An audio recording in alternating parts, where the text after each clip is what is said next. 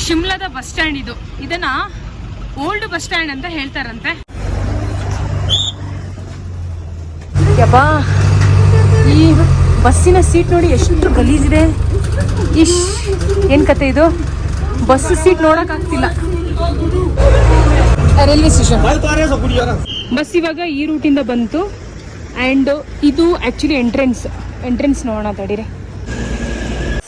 ಚಳಿಗೆ ಈ ಬಿಸಿಲು ಕಾಯಿಸೋದೇ ಒಂಥರ ಮಜಾ, ಚೆನ್ನಾಗಿದೆ. ಶಿಮ್ಲಾದ ರೈಲ್ವೆ ಸ್ಟೇಷನ್ ಇದು. 9:40 ಅನ್ರಿಸರ್ವ್ಡ್. ನಾವಿಲ್ಲಿ ತಗೊಳ್ಳೋಣ. 30 ರೂಪಾಯಿ ಶಿಮ್ಲಾ ಸಿಟಿಯಿಂದ ಸೋಲನ್ ಡಿಸ್ಟಿಕ್ಕಿಗೆ.